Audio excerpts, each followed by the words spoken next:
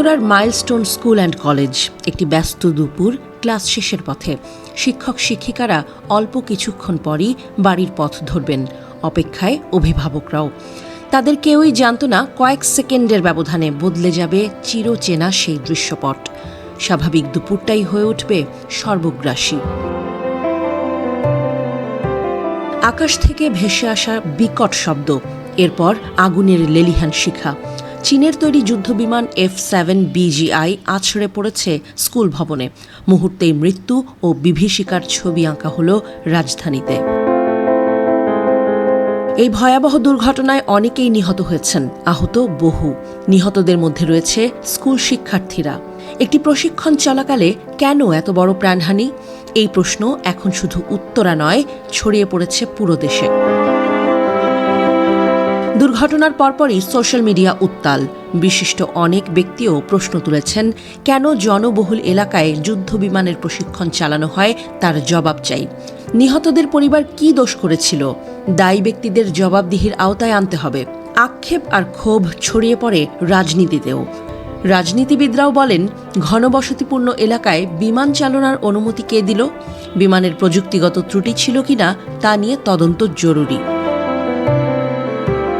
এটি প্রথম নয়। গত এক দশকে বাংলাদেশে বেশ কয়েকবার প্রশিক্ষণ বিমান বিধ্বস্ত হয়েছে।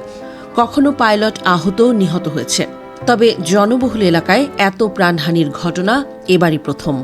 প্রশ্ন উঠেছে, পুরনো প্রযুক্তির বিমান দিয়ে আধুনিক আকাশ রক্ষা সম্ভব কি? আরও উদ্বেগজনক হল, এই বিমানগুলোর বেশিরভাগই ব্যবহার করছে এখনও আধুনিক যুদ্ধের উপযোগিতা হারানো যন্ত্রপাতি।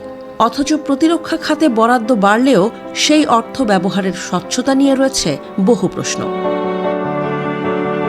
একজন সাবেক বিমান বাহিনীর কর্মকর্তা গণমাধ্যমকে জানান, ঢাকায় পাইলটদের মূল প্রশিক্ষণ হয় না।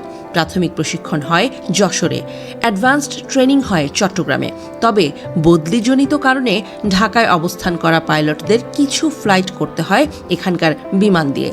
এটি নিয়মিত প্রশিক্ষণ নয়, এক প্রকার টেকনিক্যাল রিফ্রেশার বলা যায়। তাহলে প্রশ্ন হলো, যেখানে প্রাথমিকভাবে ঢাকায় প্রশিক্ষণ হয় না, সেখানে কেন একজন পাইলটকে ফ্লাইটে পাঠানো হলো? একজন সাবেক জ্যেষ্ঠ কর্মকর্তা বলেন, আবেগ এক জিনিস, কিন্তু রাষ্ট্রের সার্বভৌমত্ব রক্ষার জন্য বিমান বাহিনী অপরিহার্য। প্রশিক্ষণ তো চলবেই, তবে নিরাপত্তার মান নিশ্চিত করতে হবে আরও বেশি। আধুনিক প্রযুক্তি সংযোজন জরুরি। নিরাপত্তা ইস্যুতে কখনো আপোষ করা হয় না। এই বক্তব্যে যদি বাস্তবের প্রতিফলন থাকত, তবে এত প্রাণ ঝরত না উত্তরার আকাশে।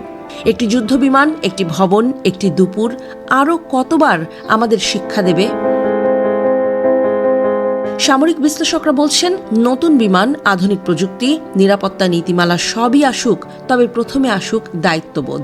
আমরা যেন আর কখনো কোনো মাইলস্টোন হারিয়ে না ফেলি, যেন আকাশ শুধু স্বপ্ন বয়ে আনে, শোক নয়।